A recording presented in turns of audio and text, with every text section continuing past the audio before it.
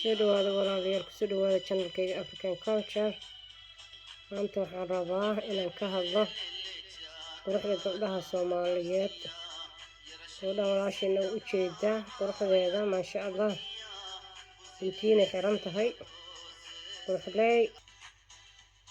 Gabadhan waxaan jeclahay indhaheeda iyo macnaha waxa u marsan waa qasil waa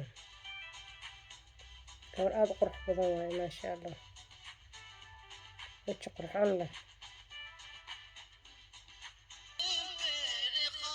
gabadhan gabar kale waayo oo quruxley ah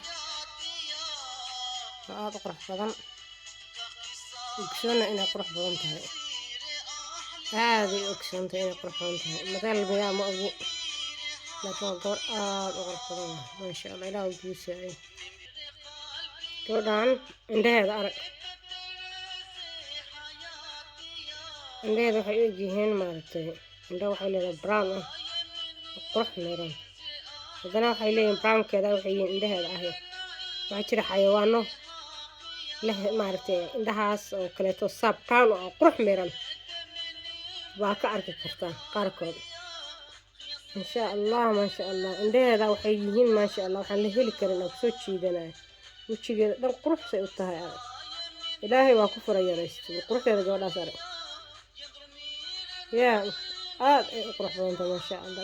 dhilansay wajigeeda u dhilan yihiin daabinkeeda garkeeda sankeeda afkeeda meel kasta indhaheeda maasha Allah wax la heli karaa maaha. Allah kuu saacidiyo ciido halkaana gabar kale uga jeednaa maasha Allah. daldalana midda kale ka qurux badan midda kale ka daldalan intaasaan ku ekeynaa. midee kambalaalka taabso subscribe maxaan ku rabaa ii soo qor warkaaga maxaa haysto la soco marsi channelkayga si aad waxaan soo duubo aad u heshid.